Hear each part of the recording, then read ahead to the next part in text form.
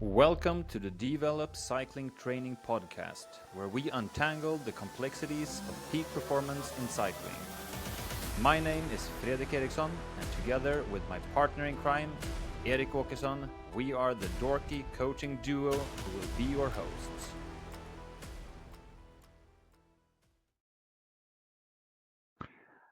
Hello and welcome to another episode of our cycling training podcast. Today we have a new guest with us.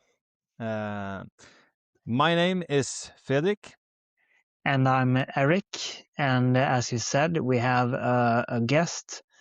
And it was a very inspirational conversation together with Nathalie Säfsten. You can talk a bit about who she is. Well, to sum things up, I would say that she's was an elite cyclist that now is a Paralympic hopeful paracanoer, and that transformation is because of a horrific crash she had in training as a cyclist, a crash that could have even ended her life. That's the kind of severity of the crash. It didn't end the life, but it was certainly life-changing for her. Yeah, and she talked a lot about how this moment changed her psychological perspective on life in general, and of course in sports as well, and not being able to do cycling and the thing she loved to do anymore. Of course she also talked a lot about mental training, and she worked a lot with a sports psychologist prior to the crash, and that really helped her in the shift from being able to ride your bike every day to being in a hospital for a few months, and the upcoming rehab and the shift to paracanoeing as well. Yeah, it was super fascinating to hear her talk about those mental tools that she had learned before the crash, that she used during the event, the crash itself, or just when she was laying there on the ground, and then the whole process, like you said. I think her day job as a military officer that's specializing in survival training probably has had a huge impact on her as an athlete, and how she has been dealing with such a life-changing event like this crash. And I especially loved her life motto that she has developed through this process, and that's something I'm going to bring with me from this conversation. Yeah, same. And we do apologize for the sound for the first 24-25 minutes. We had some problems there, but after that the sound and video quality should be good, in other words. So listen and enjoy to everything Nathalie has to say, because she truly is very inspirational, both as an athlete and as a person as well. Okay, so we have the pleasure to welcome another guest to the podcast. Please feel free to introduce yourself. Thank you so much for having me. My name is Nathalie Säfsten, and I'm a former road cyclist that had an accident in 2023. So these days my sport is paracanoe, and I also have a military background. Today I'm a Swedish officer, and I used to work with survival training in the military. That sounds very interesting. Can you explain a bit more what that is? Specifically the survival. Yeah, it's for me it's kind of interesting, because you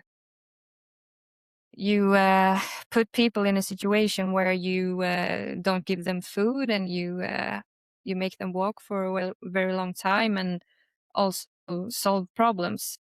So for me, it's been the interest for the survival training is psychological effects with the physical effects, because when you're really tired, it's also puts very much pressure to your mind and what you can accomplish with how you think and how you act. Yeah, interesting. And I'm guessing there's a lot of overlap into sports when you're doing these kind of things. Yeah, I believe actually the context of the military is quite similar to elite sports, and perhaps it's why I'm a bit interested in both. So I actually started with sports kind of late in my life. Earlier on, as a young girl, it was horses, but at a very low level actually. And then I believe it was in 2018 I started with triathlon, so I was actually quite old in my 20s. But I had, I believe, some of the tools from the military that I could put into elite sports. So I became kind of good quite fast, and I had great tools to address elite sports. Unfortunately, perhaps I didn't really have my mind in place, so I had a lot of overuse injuries. I trained with a coach who maybe also helped me to train a little bit more than was suitable for me at the moment, because I didn't have the background in training. So my first year I was actually very good, and then when we added hours, I believe I wasn't really ready, and a bit perhaps too eager to do exactly what was said in the book. So I did every session exactly as it was supposed to be, but maybe also added a little bit more. And I was kind of happy with doing that in my mind, but it turned out to be a whole lot of injuries, and the following year in triathlon for me was actually a disaster, performance-wise. Is that yeah? Is that one of the reasons you switched to cycling, or was there another reason? Yeah, it was actually, I had a lot of injuries running, so I met another trainer who is mostly worked with cyclists. So, and he asked me, perhaps you should try something else. And I was a bit hesitated in the beginning, and I didn't really feel like cycling was my thing. And then COVID came, and the triathlon world was kind of locked down. But in Sweden, I believe it started with a few small cycling races before the triathlon scene really came back. So I did a couple of races, and then my 10th cycling race in my life, I stood on a starting line in Belgium and wondered what the heck I was doing. Because the bunch in Sweden it's nothing like the international bunch. So I was a bit surprised. Yeah, in Belgium, the start, at least in one category, could be like 150 people. In Sweden, that's total in every category, from youth to master classes. Yeah, So and a big difference. Yeah, I was really surprised, because my first kind of impression of international cycling was like, these girls are hardcore. And I have never been I have never been a small cyclist. So later on, I learned I could kind of take place in the bunch, because I it's hard to move me if I just take my space. But in the beginning, it was like I tried to get in the front, and then it was like going through a washing machine, and I was in the back. And it was, yeah, a whole season. That was my strategy, up and forth, up and forth. It was, yeah, it was not pretty. Yeah, you need to be a tough character to muster that kind of stuff. But it's interesting to hear that somebody who is a military officer in survival still finds it challenging, of course. But I mean, it is a challenging situation, and that's why I think there's a lot of mental things that are pretty much the same in these conditions, because riding in a bunch in road cycling, or maybe doing something you feel a little bit discomfort for technically in a steep downhill in mountain biking, it is a little bit survival mode kind of things going through your mind. Yeah, I absolutely agree. And I had kind of good values if you were looking in Training Peaks. But I was yeah, quite aware that it's not just numbers at the paper that's going to show a result in the race. It's not Swift out there. So actually, my kind of mental breakthrough in the bunch was I was with the Swedish national team and Julia Borgström. We didn't have any radio because it was kind of low-level race, and she was behind me and kind of talking me through how I was supposed to move in the bunch. And all of a sudden, I kind of saw some kind of dance in the bunch. It was a pattern. It was not just cyclists all over the place. So it was kind of an interesting experience, because I was a bit kind of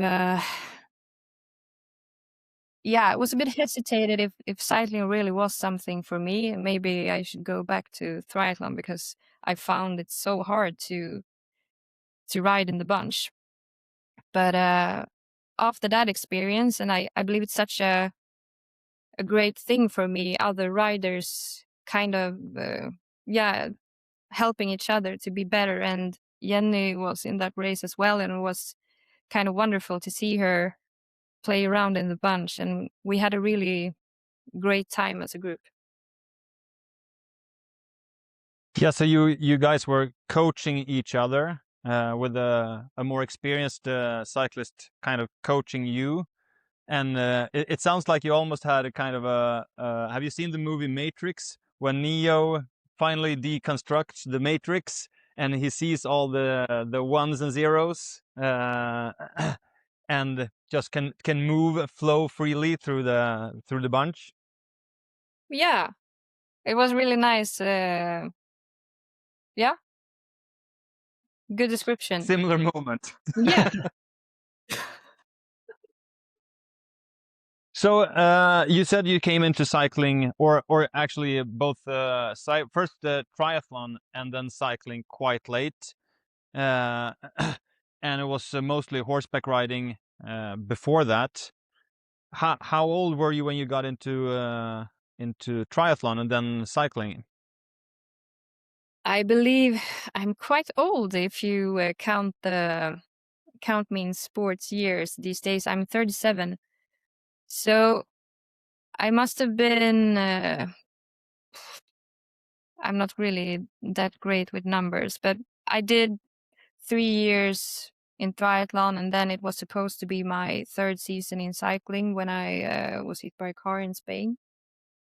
So I felt like the last season to race international, I also thought that I have to go abroad to train, because it's kind of hard to, or I believe it was hard to learn how to ride up in the mountains in a race if you only train in Sweden. And I needed to be more on the bike. So I actually moved to Spain at the winter of 2022.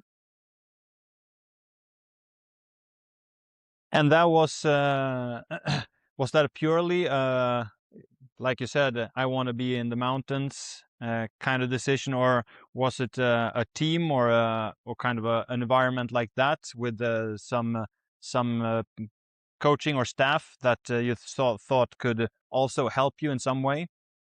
Now, I was actually quite on my own, because I raced in a club's team, so my thought with the cycling was that I have to race so I can kind of prove that I could fit in a professional team. So that was my goal for 2023. So I actually left the collaboration with my trainer, moved to Spain, and I did the training myself for that period of time. I didn't think my plan wasn't to be self-coached over a long period of time, but I felt that time that I needed some space for myself and try something new. What was the biggest differences you had when you were self-coached compared to the years previous? I believe for me, I really like to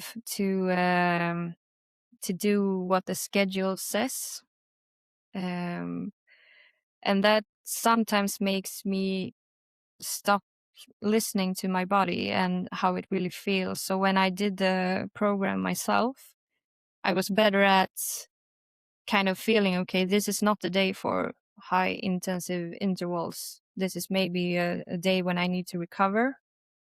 And that actually, I believe it was many things that made me quite good, because I never been as good cyclist as I was that winter in Spain, and it would have been nice to race with that kind of off season in my baggage. But it was, for me, I started to look at my power meter, because it was a little bit too good numbers, I believed.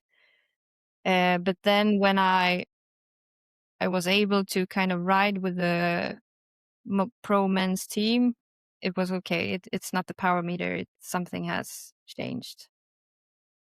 I'm actually good. I'm actually good. A bit surprised myself. I was like, okay. So it was kind of a great experience, and maybe it was also kind of a mental thing for me too. I had a kind of a rough year in Sweden the year before I came to Spain, and I had a lot of personal stuff that I was occupying my mind. So when I came to Spain, it was like I left everything and I was just kind of riding with my friends and looking at the sunsets by the beach at the evenings. So it made me, a bit like in peace as a person. Do you think that you would have found that peace, so to speak, with yourself, if you still have had a coach telling you what to do, or trying to help you do that, or was that something that you really needed to do by yourself? I think it would have been possible with a coach as well, if I were more able to kind of communicate my feelings and be honest, perhaps mostly to myself, but also to the person coaching me, because I believe I was a kind of a hard person to coach, because I wasn't really honest about everything that was going around and how I felt about things. I was just like, okay, I will do what you say. But I'm quite an emotional person, so I don't really fit into just numbers and statistics. So it's a bit, I used it as a coping strategy to kind of not feeling my feelings. So I just focused on the numbers and doing what the coach said. But today I'm at a really different place with myself. So I'm in general caring less numbers and more about how I feel, and it works better for me. Right. And this was the winter, like you said, when at the end of the winter, was it just before the racing season that the accident happened? Yeah, I had 2 weeks before the season was supposed to start. So it was just a regular long ride with friends. So it was Hanna Nilsson, Mattias Räck, and some other Swedish cyclists and some Belgian cyclists. And it's kind of strange because I have been riding those those roads for a couple of months. So I remember when we were supposed to go downhill that I liked that ride. And it was Saturday, so it was quite a lot of cars out. So we're going into a right corner, which is kind of hidden. And we're riding behind of a car, and then it's an overtaking car from coming out of the corner. So he turns in to our lane, and I just remember kind of the braking lights from the car in front, and I'm thinking, oh shit, this is going to be close. And then there's just I have no sensation of pain in the actual crash, and I don't remember what I crashed into, but I remember braking, and then it gets black. And I wake up on the ground, and when you ride bicycles, you crash sometimes. It's part of the game. So this was the first time when I didn't stand up right afterwards.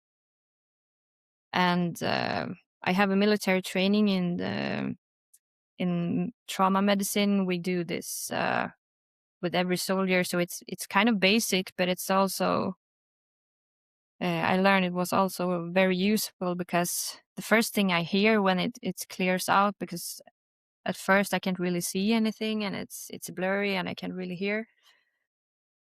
The first thing I notice is I have a strange sound in my my lung, and that sound is when you kind of puncture your lung. So I remembered it from training. So I try to breathe, and it's possible, but it hurts a lot. So the next thing I notice is that I can't feel my legs. And I'm still today amazed by myself in this situation, because when I'm with my military colleagues, we know the training of each other. So I know the level of medicine training, for example, but when you're out with friends, I had no clue. So in this situation, I'm kind of calm, and I tell them, don't touch me, call an ambulance, because I think I broke my back. Uh, uh, that realization, you said you were kind of calm. Was that purely thanks to your training, or was it a shock, or was it a personality trait, or where did that come from? I think it's a combination of personality traits and the training in the military, because it was as if I had a window to choose panic or something else. And I knew that if I panic in this situation, it's not going to be beneficial for my situation.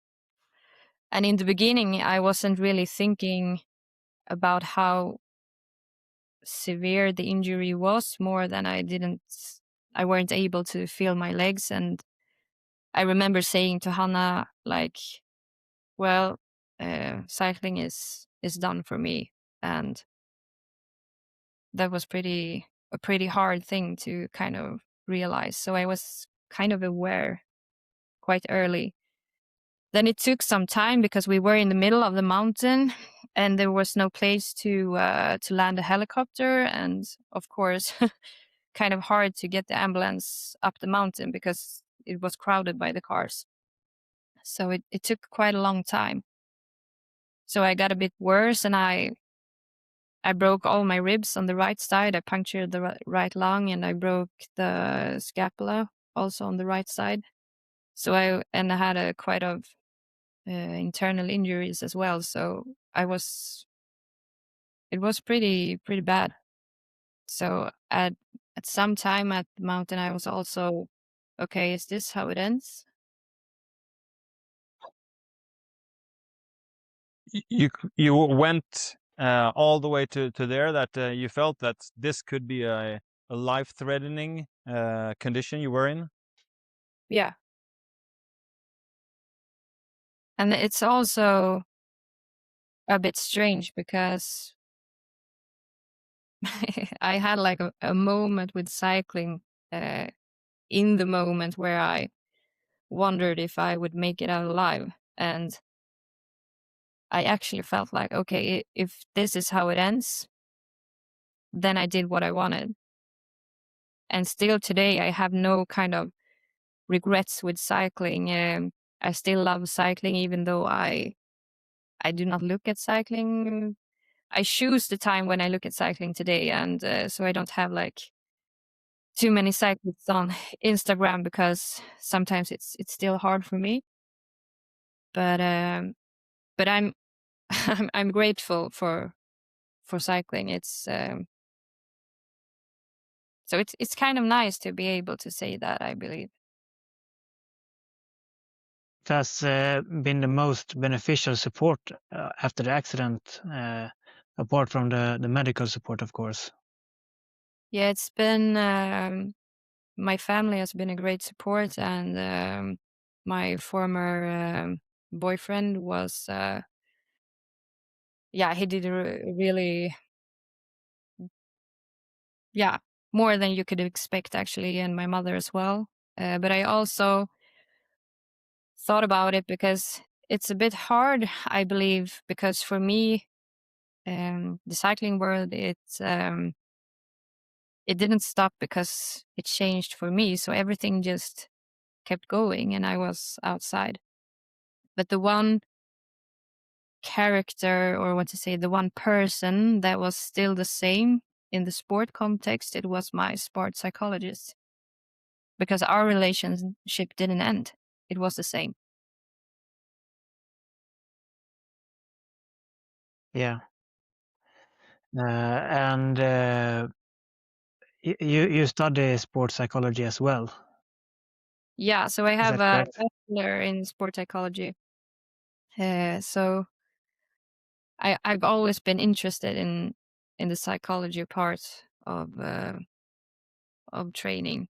So, and I think maybe my interest for psychology also helped me to kind of cope with the situation. But I actually were at a conference at Busan with my sports psychologist this weekend, and we had a kind of case seminar where we talked about my psychological journey from cyclist to paracanoe and how my relationship is to myself today. And kind of early in we worked together almost a year before I crashed, and we worked with mindful self-compassion, and I discovered that I was very caring with other people and really, really hard to myself. So it was kind of a big difference in those relations.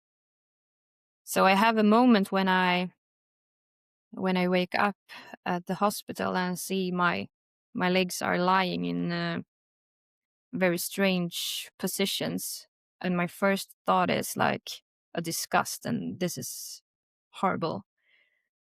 But before I finish that thought, I remember kind of saying to myself in a self-talk way, okay, Nathalie, if you're ever going to be kind to yourself, it's now.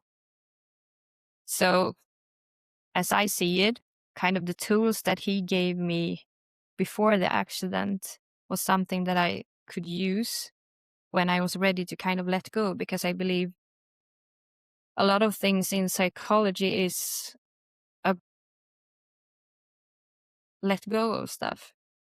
And it's kind of frightening, actually, or for me it was. So today I am a person who sits in a wheelchair but is totally in love with herself.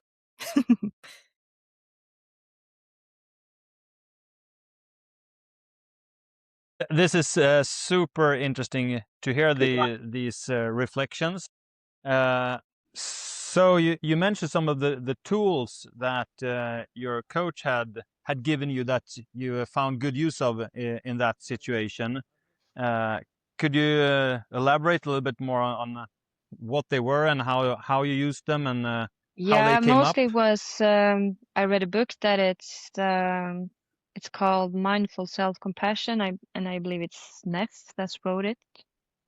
She's one of the authors. It's two, but and it was a lot of reflection tasks in the book. So and a bit of meditation. But for me, I like to write. So the reflections were a lot of writing, and it became kind of clear to me in situations where I wasn't really a good person to myself. So a lot of the tasks were kind of looking at how I treat myself and compare it to how I treat other people. And before that, I hadn't really thought about that I was kind of a jerk to myself and putting very strange standards in how I was supposed to be as a person. So the last 3 years after my accident, it has been, for me, I call it dancing with life. So before I had kind of a push through mentality, and it's still kind of a big part of who I am. But in contrast to that, I'm also kind to myself. So it's kind of a dance with two narratives. Do you think that the injury, so to speak, the transformation of the body kind of helped with the transformation of the mind, or were you already there in the mind and then you got a chance, so to speak, to actually use that I believe those I skills? was a bit on my way, but I believe also the accident kind of set everything to fire and gave me a moment to kind of, because everything in my life changed after the accident. And I was 4.5 months at a hospital, so it was a lot of time. And I remember thinking that either I could do something with this time that maybe can be beneficial for me in the long run, or I could just try to pick up my old coping skills and try to avoid everything. So maybe I didn't really answer your question, but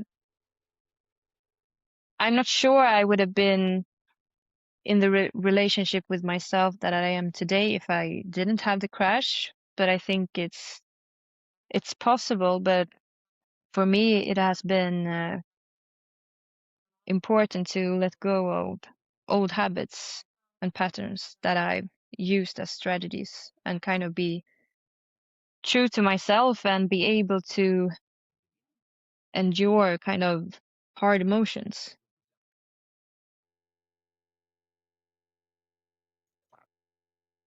You mentioned that you write, you like to write. I'm guessing it's some kind of journaling. We actually mentioned it was a now a bit famous interview with the Olympic gold medalist in free skiing, Eileen Gu, who had a really interesting interview, and she said she was a very introspective young woman, journaling a lot, and we actually mentioned that in one of our previous episodes on introspection. Would you say that that is something that resonates with you and how you use journaling to view yourself and Yeah, and it improve was yourself as well? actually one of the tools that he introduced. Um, so I've been on and off with the journaling before, but after the accident, I wrote every evening, and I still do. And it gives me moments of kind of reflecting, and also I've used it to go back in time and kind of see both physically and mentally. It's been a hell of a ride, and it's kind of interesting that it's there in paper. And we also do monthly reflections, so I write a reflection over the things I want to reflect about over the last month, and then we usually meet one time a month, and then we talk about it.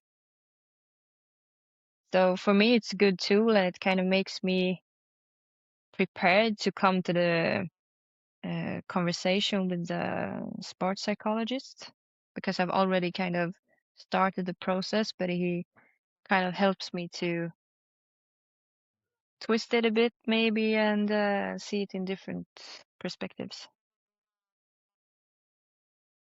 Was this something you did before the accident as well, or is this something that It came after. I had a really hard time relaxing before the accident. I was all over the place, and hard to kind of sit with my emotions. So for me, journaling before was a bit of a struggle, because I didn't want to feel and I didn't want to reflect. I just wanted to do. So it's a big difference today, where I see it as before I was in kind of a struggle with my emotions, and the more I tried to not feel them, the more energy I gave them.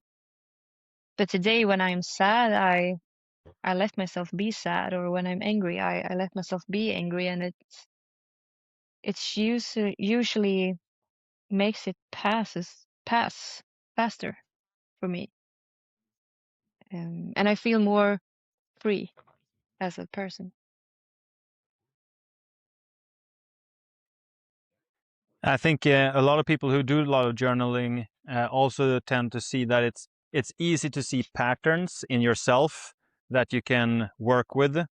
Another thing that I'm wondering is, because I think a lot of people, when they talk to somebody who has had a horrific accident, like a life-changing accident, almost fatal accident, like you have, it's a little bit different, difficult to know how to talk to somebody about something that like that.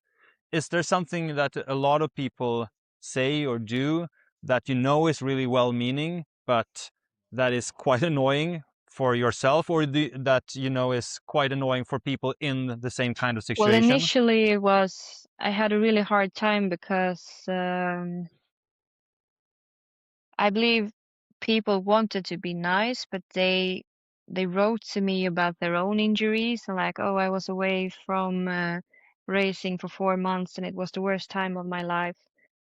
And it was with love, I'm sure about it, but from my situation, where this is not me missing a season, this is me waking up to a new life. So I was a bit hurt about that, actually. Yeah. But it's hard, because it's also, people doesn't really know what it means to be living with a spinal cord injury, and I didn't know either in the beginning. I just thought that it was about not being able to walk, but it turned out that it has affect my temperature regulation. It has affect my bowel and my bladder, and I live with neurological pain. So it's a lot, actually. It's like cutting a few wires to a computer station or whatever, and the wires that are still partially connected, they function in some way, but maybe not like before. So I had moments. For me, it's better now. It's not 100% like it was before. It's not even at 50% like it was before. But I have strategies to kind of manage my everyday life. But for example, it takes me about 3 hours from when I wake up until I'm kind of ready to start my day, because my bowel program takes so much time. And that's the thing I still struggle a bit with, because I have to put so much time in it, and it's I have problems with infections that come and go, and so it's kind of special with the spinal cord injuries, and but I try to be kind of open about it, because I want to give people an opportunity to kind of know the whole story, because it's also hard to be a good friend or a good person if you don't give people the opportunity to know how it really is. So Yeah, because I think a lot of people, like you said, have no idea. It's the view is, of course, that a spinal cord injury, the only thing that you're affected is, okay, you can't walk, or something else, that's that an affected limb or something.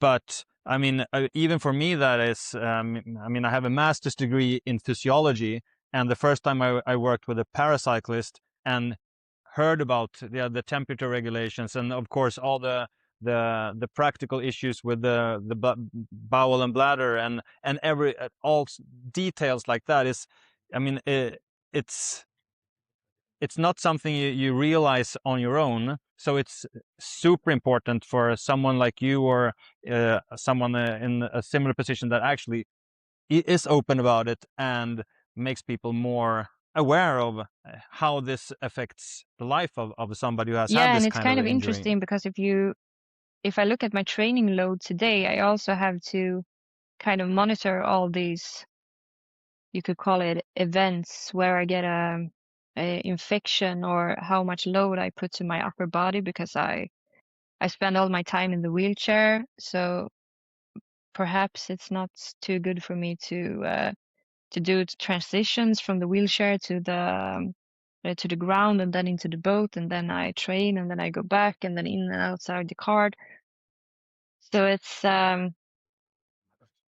also a different way of thinking about the total load, and not just the training.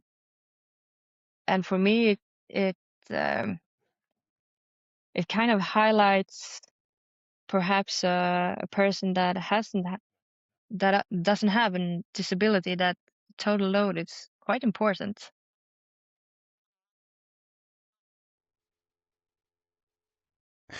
Yeah, and I think, I mean, if we're talking about total load now, and that is, of course, in the load recovery management that all athletes have to do, but then you have like practical things, that getting to and from a training venue, or like in a wheelchair, is it wheelchair accessible? Is there a wheelchair accessible bathroom, or whatever, at that venue? There's so many other things, that layers on top of it, that all the para athletes have to cope with and deal with, and work with, that normal athletes that don't have that challenge as well, they only have the sport to handle.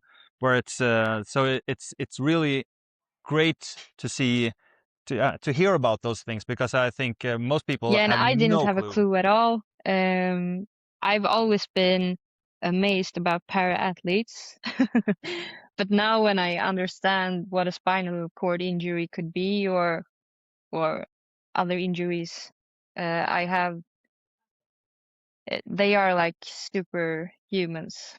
I'm amazed, actually. It's because, as you say, it's so many other things that you have to be aware of, and kind of the cognitive load that you have to know if there's a bathroom that works for you, if you can fit in with the wheelchair, how are we going to travel. It was one of the best paracanoe ladies. She uploaded some data from her Garmin, I believe, from a travel day, and she said, like, travel with disability, and she had a higher stress score than her training days. So yeah. Yeah, it's a different ball game altogether, and and that of course also affects how we as coaches have to deal with everything. Is there something that you think is like the most important for coaches to take in consideration when it comes to para I would athletes?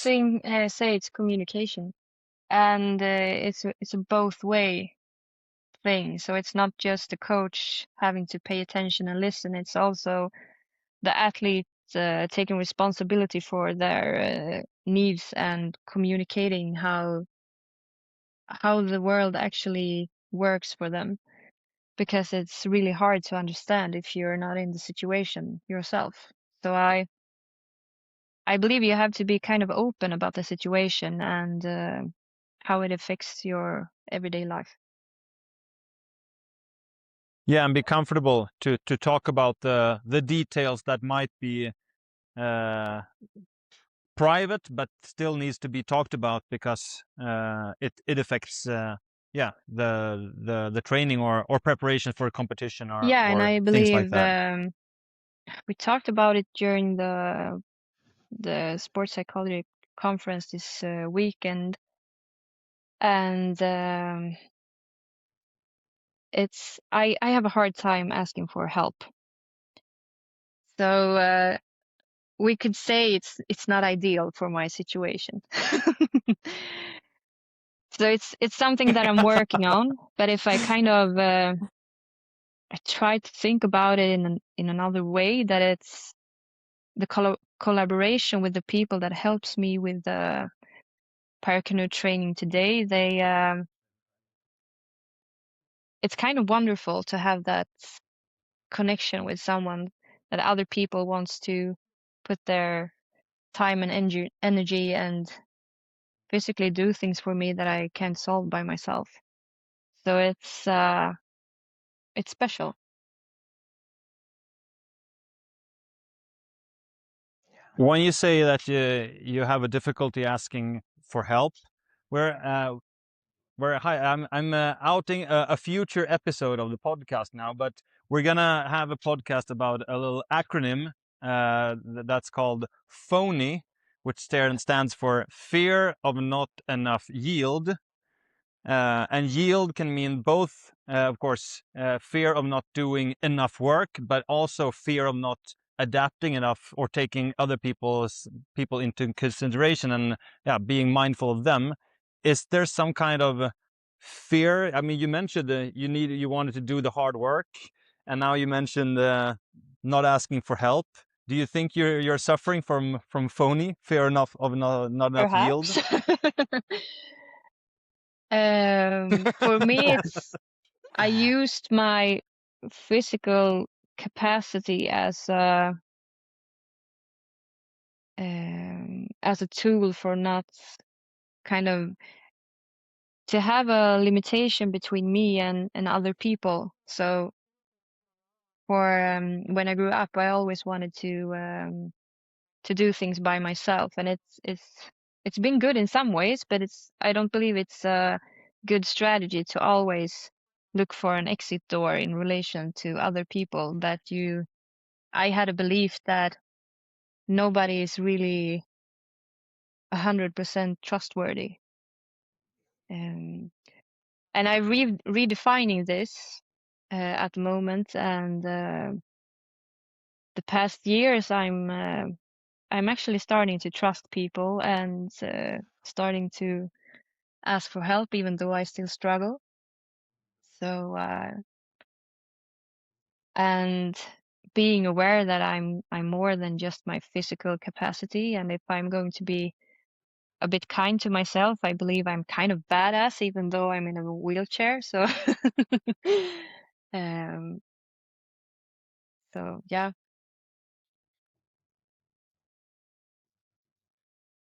We're kind of drifting a little bit towards philosophy and not just coaching. Do you think that the changes in your, but we talked about it before, but do you think that the changes from the accident also has changed your philosophy of let's keep it a philosophy in sports, not just life in general, but Yeah, in I really sports? believe so. And the theme of this conference was win well. And for me, it's a big difference. I've never been a great name in cycling, but it was always I wanted to win to kind of prove something, and I had a view of that life is going to be better if I win races or if I get to that team or things like that. And now that I switched to paracanoe and I worked a bit with my values as well, I actually race for fun. And it's not going so bad either. So it's a big difference, and the experience for me racing now is I play around. So it's freedom for me in a different way than it was before.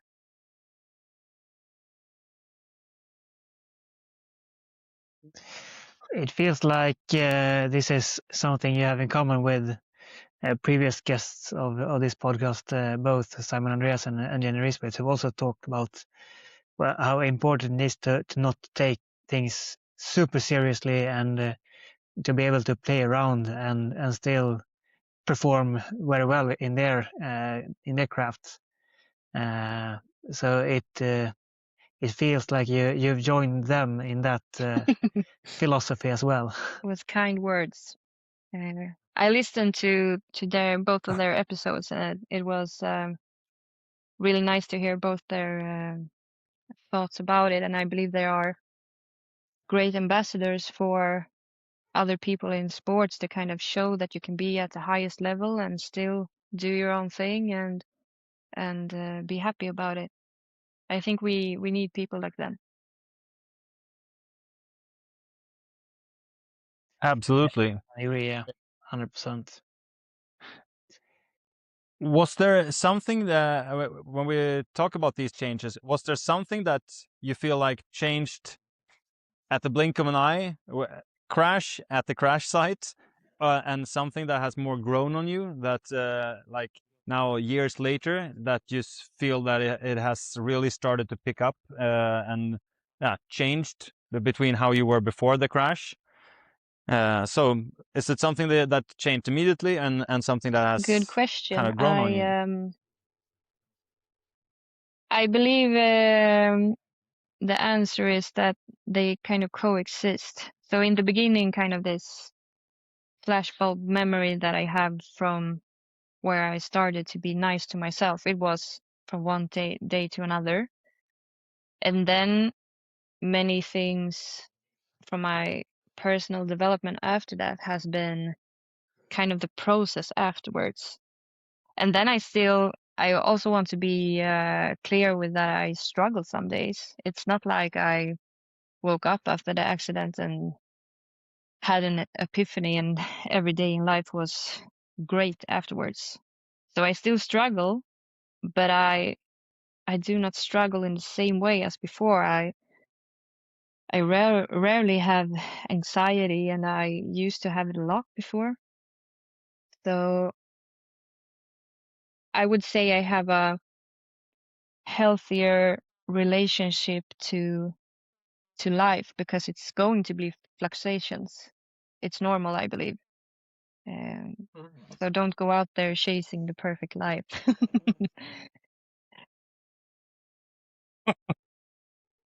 No Exactly. such thing. Well, you talked a bit about you now a paracanoe or parakayak. It was is it a It's the difference same. or It's, is you it the can same? actually say both, Kayak but and you usually say paracanoe. okay, paracanoe, yeah. So what learnings do you have from the paracanoe engagement compared to a triathlon and cycling? They train a lot different. For example, I'm not a sprinter at all, but I'm trying to be at old age. So it's a bit interesting, but for me the biggest transition is maybe not the sport, it's me myself.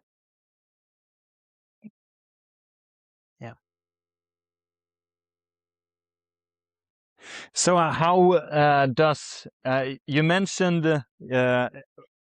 Did I get it right that your like motto in life Yeah. now is dancing with life? How does that manifest practically when you're in your sprint canoe training? I like that one. Yeah, it's kind of a being flexible to what happens if I have a really bad day. For example, my core, I get tired and it kind of checks out. So if it's a bad day, maybe I do a shorter session and not so hard session, and kind of being able to be flexible to what happens and do it with this playfulness.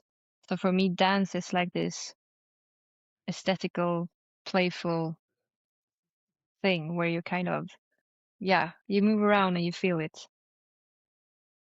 So for me, less data, more dance.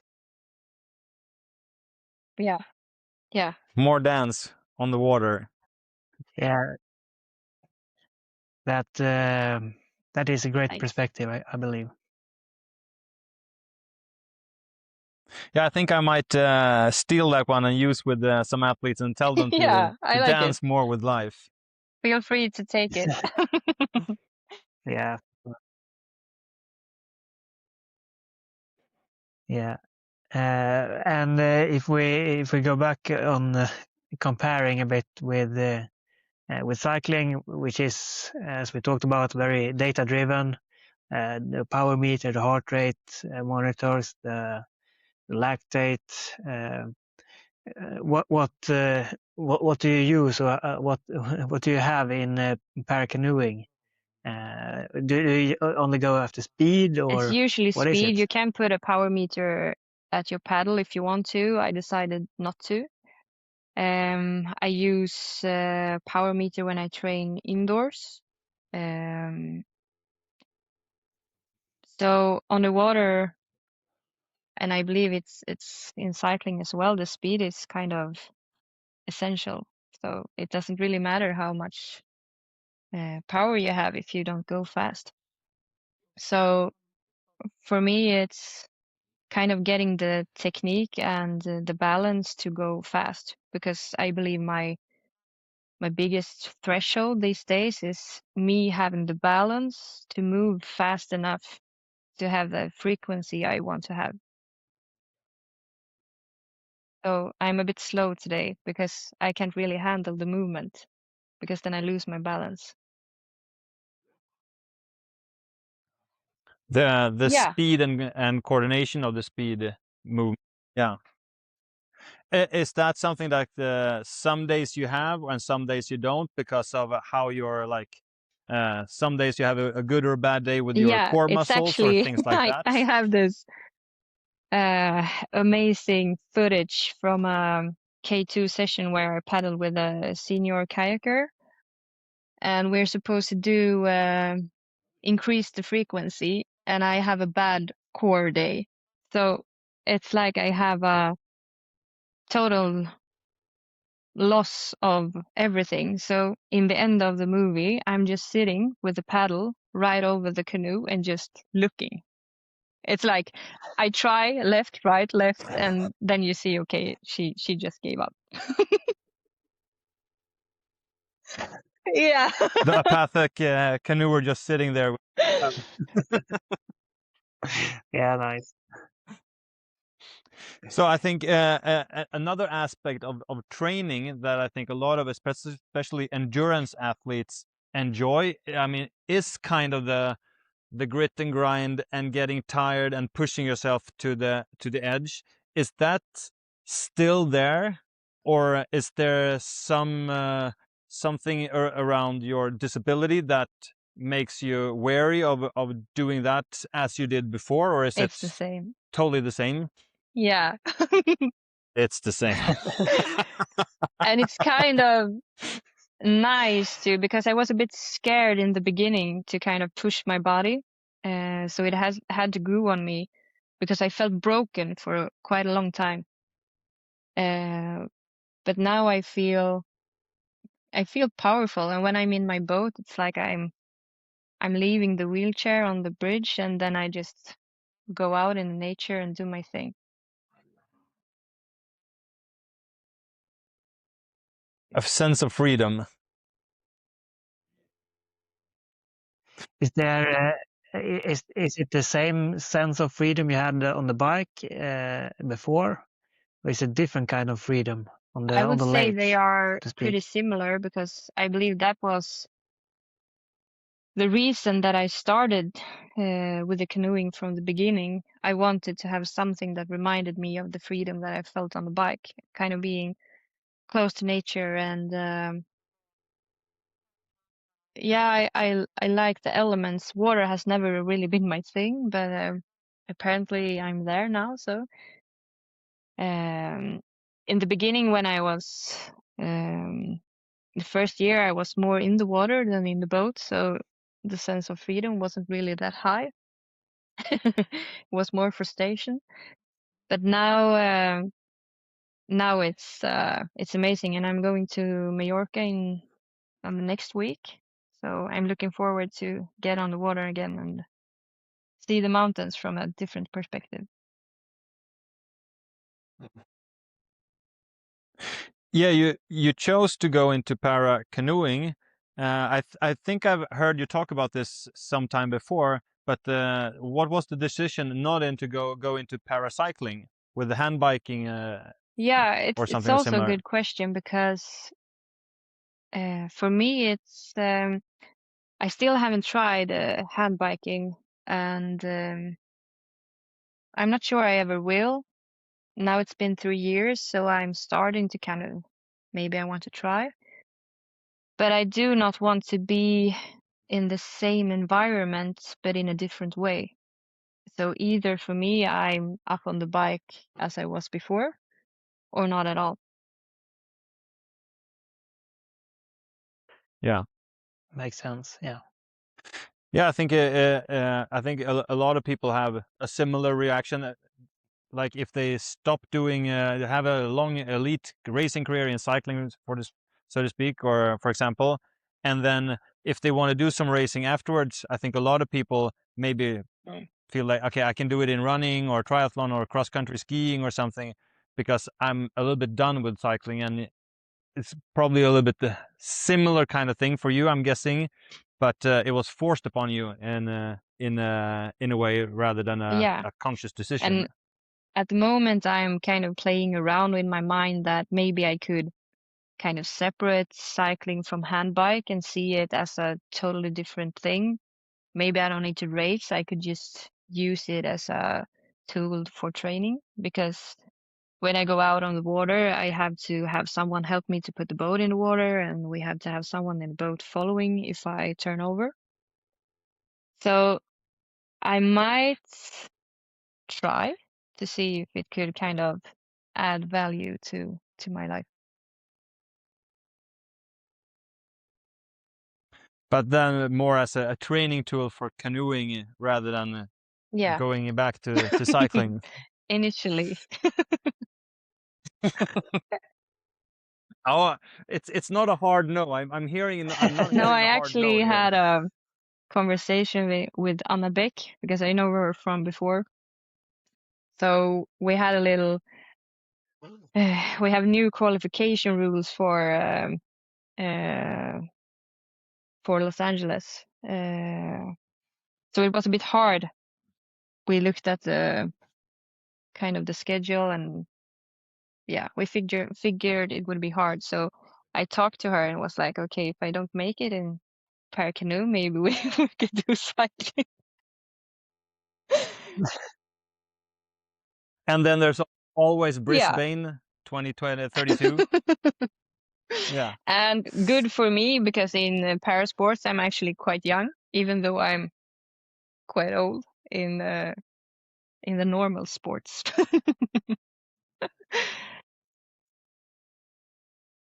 Yeah. So many years to go. Yeah, it's very, very interesting to hear you talk about your journey. Is there something you think we should have asked that we haven't so No, far? I believe it's been an interesting conversation, and I think we kind of captured a few things I wasn't really prepared to capture, and I think we did it in a good way. So good work, guys. Thank you for coming here and sharing everything with us. Yeah, it's been great to listen to you, and yeah, I learned a lot, especially about the mind and the mental part of training as well. So I'm gonna bring a lot with me to the Nice. future. I think the title of this podcast will be Dancing with Life. Yeah, that's a good title. Yeah, but if it's if you don't have anything more, I think it's time to end. Or do you have anything more, Fredrik or Nathalie? No, nothing. I'm more than satisfied with this conversation and everything you've shared with us, I'm really happy Nathalie. to be part Yeah, of your me too. podcast. Thank you. And that brings us to the end of this episode of the D-VELO-P Cycling Training Podcast. For more training tips and deeper dives into performance, you can follow us on Substack and check out our blog on our webpage as well. You can of course follow us on our social medias, Instagram and LinkedIn, and of course Facebook. And if you've got any questions or ideas for future topics of the pod, leave a comment below this episode. We'd love to hear from you. Thank you for listening, keep pushing forward, and we'll see you next time.